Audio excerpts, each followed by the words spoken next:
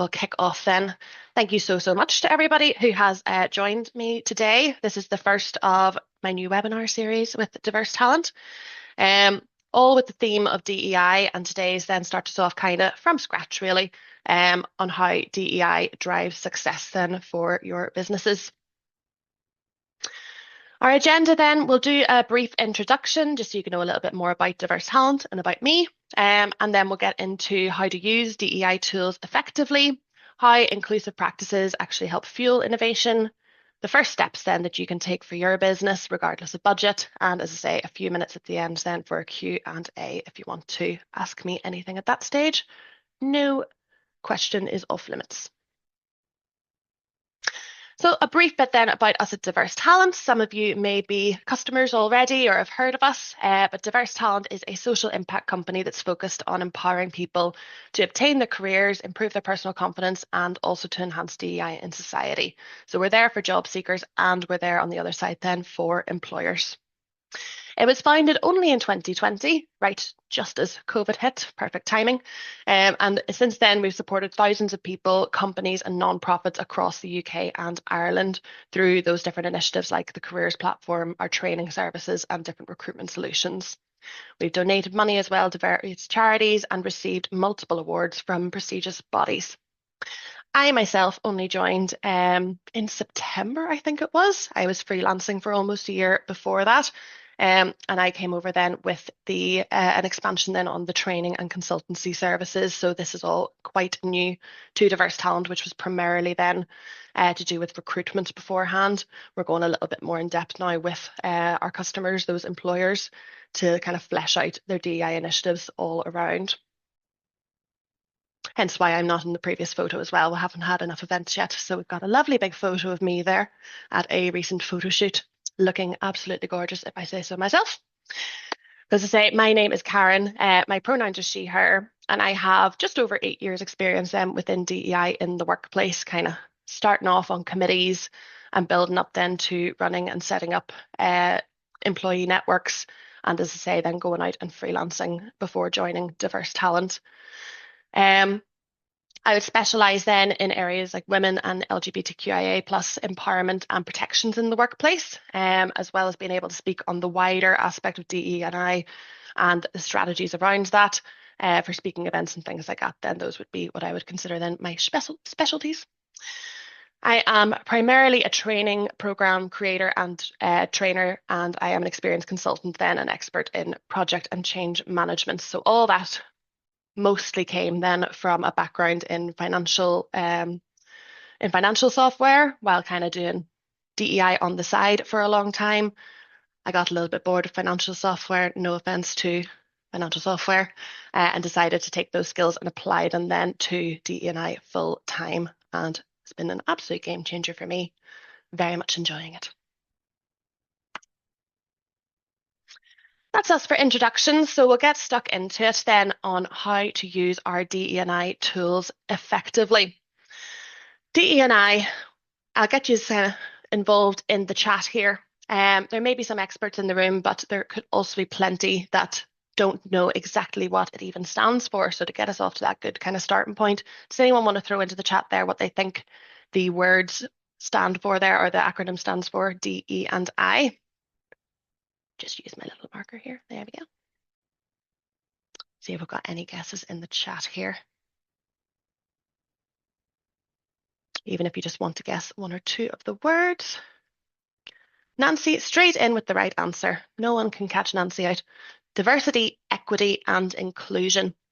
Quite often we find that the E gets mistaken a little bit.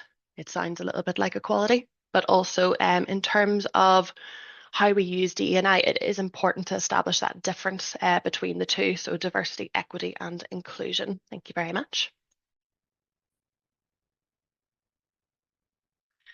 Diversity then, first of all, for anyone who's not familiar, basically explains the range of human differences between us. At our core, we are all individuals. We all have our own personalities, our own uniqueness. But what we present to the world then, be it through our gender, sexuality, religion, and race, and all those different things, this affects how we are perceived by the world, how we're treated, and the experiences that we have. So recognizing and acknowledging those differences is important, while it doesn't speak to who we are as an individual and a person. There's no point in ignoring these things that have such an impact on us throughout our lives and our workplaces. Whenever we use diversity then as one of our tools, the idea of using this tool then is mainly around data. So we would look at, say for talk's sake, I'll be looking at a workplace. We'll look at a workplace then and look at their diversity data to see where they're at and where they should be.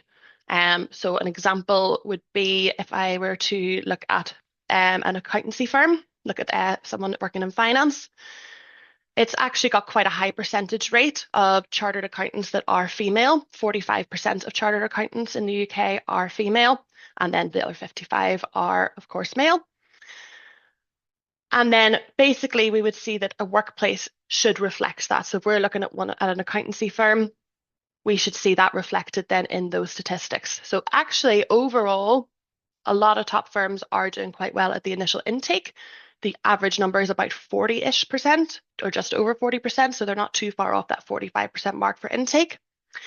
Where we'd look next then would be leadership. So where the percentages fall down quite sharply is leadership positions. So there's something happening during the accountants' careers that women are staying at the lower entry levels and not moving up in the same way that their male counterparts are. So the diversity just shows us that data, lays it all out bare for us, and tells us where the issues are, points us where to start. It itself is non-discriminatory. It is what it is, basically. Our next tool then, equity. Equity refers to fairness. So whenever we talk about equity, you maybe hear people speaking about equitable practices. And that just refers to then everyone getting the same opportunity and the same seat at the table, really, in the first place. Equity looks at if everyone is able to achieve the same thing. So I actually have a nice little diagram to explain this slightly better and also break down that nuance between equality and equity. You'll sometimes hear, quite recently we heard, about merit as opposed to getting hired because of your diversity. If we speak to equality as if it's here already, it exists, I treat everyone equally, my business treats everyone equally, that is just ignoring the issue. So taking my beautiful diagram of our three little people here, you've given people the steps to success in entering your workplace, for example. So as they come in, you've given them onboarding, and maybe you've given them some level of training, a training manual then, that they can get off to the good start in the workplace. Everyone's got the same thing. But because we've just done that without looking into any sense of nuance, only one person has been able to achieve with those tools. The other two are still a step behind. Could be any number of reasons. Could be that English isn't their first language, so the training manual doesn't work. Different method of learning. Maybe they work better with a buddy or a peer or something like that. Whatever it may be, it hasn't worked for them. So if you step into a workplace and simply hand out the same thing to everybody without assessing individual needs, you'll have something like this, which is just one productive employee and two that are struggling. If you look at it with an equitable mindset, it would be doing exactly that, looking at each person individually, each set individually, and giving them the tools that they need to succeed. This person, as we said, was totally fine, got the head down and got straight to it. This person needed a little bit extra. This person needed something entirely different. The end result of investing that time of working out what everyone needed means that you now have three productive employees, three employees that are all working at the same level for you. Not just the nice thing to do, it actually makes business sense to have equitable practices because it comes back to you again in having, as I say, productive employees that are working well for you. And our third one then, the I is for inclusion. So that's access to equal opportunities once you're in the door, especially having an inclusive environment, you'll maybe hear quite often. And a very common scenario, one that I'm sure most people will have come across at some point, would be something like maybe a lunch and learn. You're setting up a lunch and learn, you're launching a new product in your workplace and you want everyone to learn about it, get invested, engaged, and understand what's happening with it. So you'll put on a lunch. If you simply throw out a load of chicken sandwiches, There's plenty of people that will be able to eat those, but there's plenty of people for various reasons that will not be able to eat those chicken sandwiches, be it because they're vegetarian or vegan, be it for religious reasons, they simply don't like chicken, gluten-free, whatever it may be. You've just excluded a group of people from being able to partake in this lunch and learn. They'll either sit there hungry, they'll not turn up to the next one, or they'll just simply leave that one as well. And they haven't learned about the new product. They're not engaged as the same way that the people that have been able to stay and actually enjoy a lunch are. As a workplace, the argument could be, well, you're not obliged to provide lunch. They are equally not obliged to stay over lunch. If you want engagement, you want people to feel included, think about inclusive practices and how you can do that, just opening up the door to everybody. Simple example, but that applies at all levels throughout the business.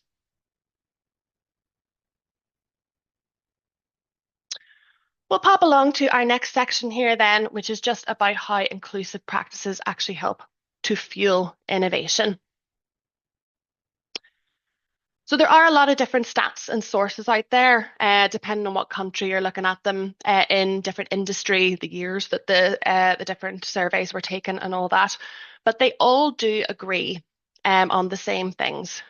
Job seekers, number one, job seekers care about this stuff. They care about your inclusivity. They are going and looking on your website. They're looking at your LinkedIn, Glassdoor. They're asking employees if they know friends or family that work for you. They're finding out about these things. What's the team going to be like? Is it a bit heavy in this gender, or is it a little bit skewed that way? What are their DEI practices? How do they show that they care about these things, employee engagement, etc.? Especially the younger generation. It's inarguable that people sort of 40 and below in particular really care about this stuff and look at it, and that's your future job seekers. So if you're wanting to continue to attract the best talent, it only makes sense to actually buy into this and showcase it. Showcase it in a real way, not just a blanket kind of DEI statement, but really showing the inclusivity of your workplace in blogs and things like that, and speaking about it even in your job ads. You'll attract a larger job market then, and in turn, you also get more engaged employees, and more engaged employees, if I could spell engaged, that would be useful. That is going to drive me absolutely mad now. Your more engaged employees just simply care more and do more for you. And it isn't just DEI in the sense of, making sure those diversity stats marry up. It's those equitable and inclusive practices that really help everybody. Some people wouldn't consider themselves diverse, but in some way, most of us are. Be that, as I say, the sort of ones you would hear about the most would be around gender, sexuality, race, and religion, and disabilities. But also, there's things like working class and your geographical location, whether or not you have a degree or what your education background is. There's something that applies to everyone that gives you some form of advantage in some ways and disadvantage in other ways. And the more that we kind of acknowledge the differences and apply those different practices then to bring everybody up to be the same productive employees, the more engaged everybody is, the happier they are, and the better work that comes out of it at the end. So again, rather than just simply the right thing to do, it just makes business sense.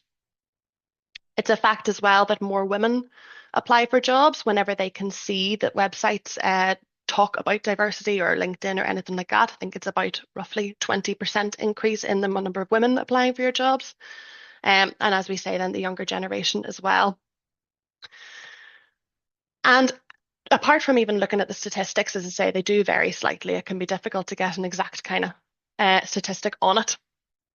You'll know it yourself, either from a job that you were in previously, or you'll have seen it on your team.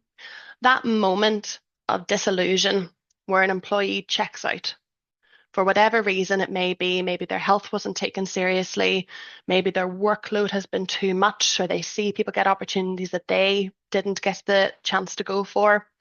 Whatever it may be, as soon as that checkout happens, productivity is just dropping. You see it all the time, and workplaces then often, if they are not invested in this sort of a thing would ask the question, but why are you leaving? And it's usually a number of things that have been happening like that in order to disillusion your employees along the way. So what do we do about it? There's a few first steps that we can take then for your businesses. And it depends on what type of business you are. Obviously, a startup isn't going to have as much income to put to DEI strategies as a larger business. But there's still something that every business is able to do. If the money is there, investment is needed. Same as anything else that's going to improve your business, you have to invest in it in order to see the returns. The same applies. And it's unfortunate that we have seen a bit of a downtake over the last couple of years in DEI programs, especially because the success rate has actually been quite good and going in the other direction. So it's not really marrying up. But some examples of first steps then for your business. The first area that we would always say to invest in would be your people managers. Without a doubt, they are the face of the company for everyone else that is joining.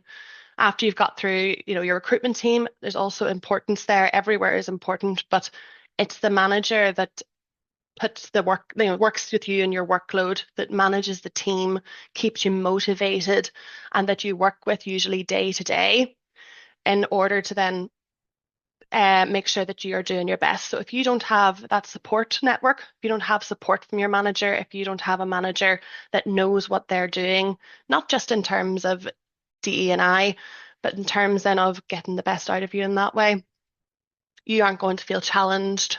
Your employees aren't going to feel supported. And this is where then things can fall down.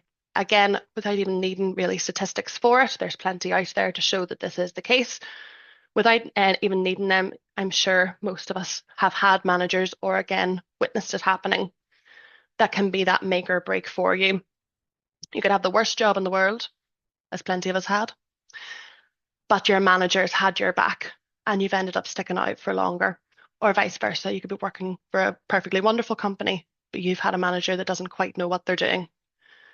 And this means that you have a lesser experience than maybe some of your other colleagues and aren't as satisfied in your role. It's not that it's necessarily the manager's fault. Very often we see in companies, let's take, for example, a finance company, you're the best accountant on our team, you're getting this promotion, here's 5 employees along with that. This person has not necessarily ever been a people manager before. They don't necessarily have that skill ready to go, but so often they're just thrown in with it because they've got a promotion because of how well they've done in their day job. It is a skill set in itself. That's why we have people who literally do people manager training and programs and developing those skill sets for how to get the best out of your employees. People can't just be expected to pick it up off the top of their heads without any support from their workplace. So invest in your people managers, give them support, even having like that buddy systems for people managers, more experienced ones to pass along their best practices, again, especially if cost is an issue. But where cost isn't an issue, a people manager training program is just an absolute must. And I would set that as a priority area for any workplace. Second, lose any whiff of tokenism. We can smell it. As soon as you look at a website or again, a LinkedIn, whatever it may be, and you see those stock photos that are clearly took from online and not from your workplace, with a variety of different ethnicities and probably someone sitting in a wheelchair wheeled right up to the front, it just immediately looks like what it is, tokenism. It's not real, it's not authentic, and you lose any real any trust essentially if you then have a statement saying how great you are, but nothing really to back it up. There's no information on the website about your initiatives in DE&I apart from maybe a bland statement about how important it is, but doesn't really tell us anything. And then, as I say, those photos, all that sort of stuff just smells of tokenism. Pride flag goes up during the month of June. There's a bog standard women are great on at some point in March. It all happens far too often, but it's an easy one to get caught up in and think you're better doing it than nothing. You're better doing something authentic. And finally, ask your employees. We cannot be afraid to hear the truth from our employees, regardless of how it sounds, or if you don't want to maybe publish the results of what's said in a survey or an open forum, however you gather the information. It's being said. If your employees are unhappy, if your employees are questioning your commitments to DE&I, if your employees are questioning if if you're putting them, above profits, all these things, they're doing it anyway. You are in a better position if you can hear their concerns, and then you can start to prioritize and address them. Burying your head in the sand, it does nothing for us. But it helps you as well whenever you're deciding on your strategy. Your employees are going to be the ones that you're trying to engage, the ones that you're trying to make more productive and to help to grow your business.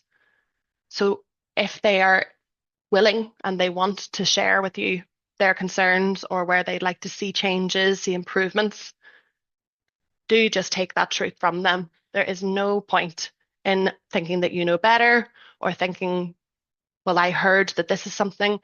Every industry is going to be different. The location you're in, there's going to be differences as well. So even if you have multiple branches and things like that, there could be different priorities for your different branches, depending on where they are.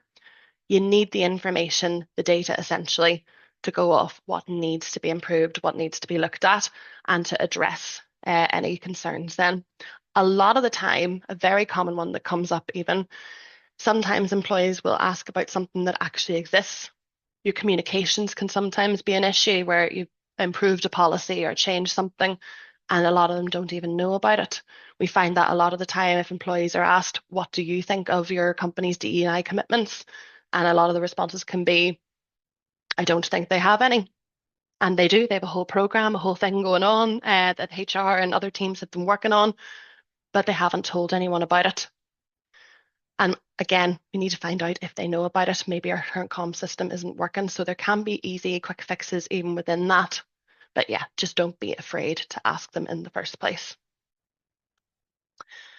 All of these things are things that we can help you with at Diverse Talent, but there's plenty of things, as I say, with different, there's webinars, much like what I'm throwing today as well, that you can find across the sector on LinkedIn. So definitely always reach out for help, whether it's us or to anyone else, and we can throw together a wee list for you as to what you can do, completely dependent on your budget as well. But that is everything that I had in my slides. So I have, oh, everyone, 2 minutes too fast, but we've got 2 extra minutes then for our Q&A. So I'll leave the recording on for a minute or two, and then I'll turn it off for the last couple of minutes in case there's anyone that wants to throw in a question but doesn't want it to be on the recording. I don't think we have any in the chat there. But is there anything that anyone would like to ask? You can pop it in the chat or unmute. It's up to yourself. Going to take a drink while you're having a think.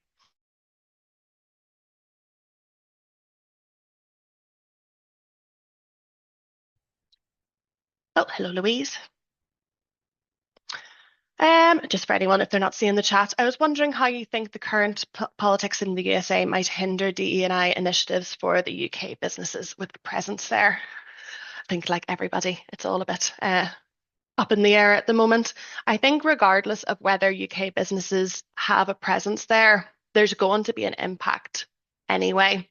We're unfortunately in a position, just globally really, that our news and everything so heavily comes from the USA that it always ends up having an impact. So even if it's not a policy, I have found over the years that if something has been said in the USA in the political climate, it still comes up here, whether it's in a training session or speaking to leadership teams about, engaging in their DEI initiatives more. The same rhetoric does get repeated a little bit, so it crops up anyhow. But especially, it's going to be very difficult for companies that have branches in sort of the USA and here. And I would hope that sort of the similar way to, it's always been a slight difference in workers' rights, for example, how many holidays you get and things like that. But I would hope that workplaces would treat US employees as they would their UK, their European employees, as opposed to reverting to whatever the minimum requirement is from sort of US law. I would always be an advocate for if you have a better maternity policy here or a better leave policy there, apply that to the company. It's never the case that there's a cap on how many holidays an employee can take, for example. It's usually a minimum, depending on where they're at. There's no real reason that you can't kind of carry on with that. So it's something that I think as an employee, you can push for and you can tell your employer that that's what you would like to see, whether or not you yourself are based in the US. But yeah, something we'll be keeping an eye on, definitely. Hope that somewhat answers. Sorry, Louise, I think I might have rambled slightly.